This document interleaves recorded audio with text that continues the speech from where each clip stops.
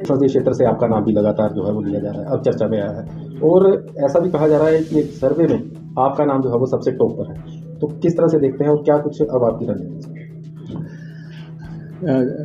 देखिए, एक बात हम स्पष्ट कर चुके हैं कि ये चुनाव ना तो मैं लड़ रहा हूँ, ना ही मेरी बेटी आस्था अग्निहोत्री कोई भी चुनाव लड़ रही है। ये बिल्कुल स्पष्ट बात है और इसमें कोई किंतु परंतु करना समझ से बाहर की बात है। और इसमें कोई दो राय नहीं है कि आस्था अग्निहोत्री को पार्लियामेंट चुनाव का प्रस्ताव हुआ था और उन्होंने बड़ी विनम्रता से चुनाव लड़ने में असमर्थता जाहिर कर दी थी और उन्हें गगरेट विधानसभा से चुनाव लड़ने का भी प्रस्ताव हुआ था, जिसे भी उन्होंने स्पष्ट तौर पे इनकार कर दिया था। तो प्रस्ताव जो हुए थे वो आए थे, वो आस्था अग्निहोत्री के लिए आए थे और दोनों प्रस्ताव जो है उन पे चर्चा होने के बाद उस पर विराम लग चुका है। और जहाँ तक हमारा सवाल है, मुकेश अग्निहोत्री का सवाल है, तो ना तो ऐसा कोई प्रस्ताव है, ना ही ऐसी कोई चर्चा है, ना ही किसी स्तर पे ऐसी कोई बात हुई थी। तो इसलिए ये स्पष्ट है कि ना तो मुझे कोई चुनाव लड़ना है और ना ही मेरी बेटी को इस दफ़ा कोई चुनाव लड़ना है। और हर चीज़ राजनीति ही नहीं है, हर व्यक्ति के जिम्मेवारियां भी हैं और हर व्यक्ति के जीवन के दूसरे मकसद भी हैं। हाल ही में मेरी पत्नी श्रीमती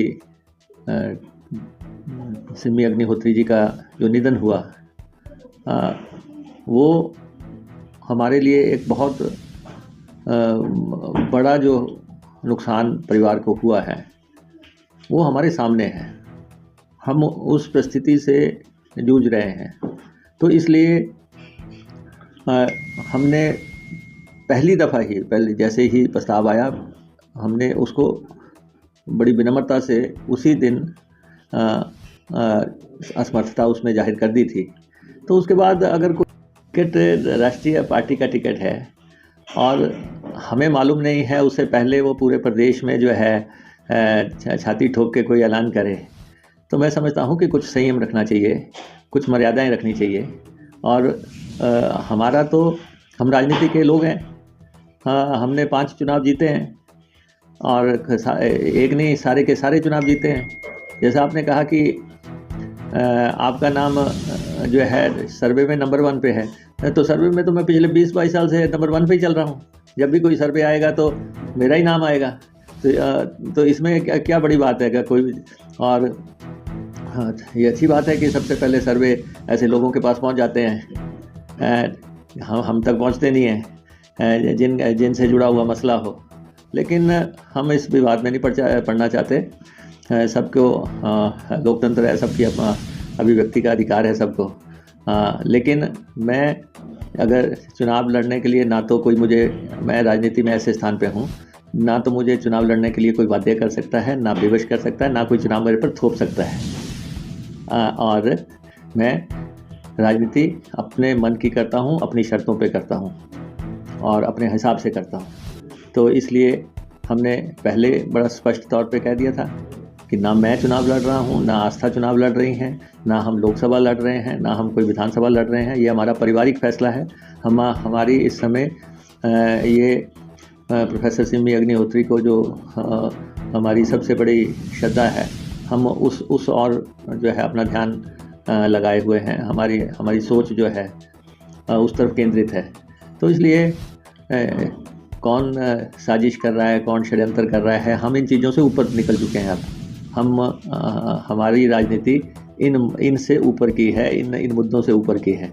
तो इसलिए मैं आभारी हूँ कांग्रेस हाईकमान का कि उन्होंने आस्था अग्निहोत्री को प्रस्ताव किया। मैं आभारी हूँ कि उन्होंने ना सिर्फ लोकसभा का किया, उन्होंने विधानसभा का भी किया और उन्होंने उसको काबिल समझा। और किसी भी बच्चे को अगर ऐसा प्रस्ताव आए, ये तो बहुत बड़ी प्रस्तावना थी, लेकिन और अगर स्थिति सामान्य होती, अगर हमारे घर पे परिवार में सब ठीक होता, तो हम इसके बारे में फैसला करते।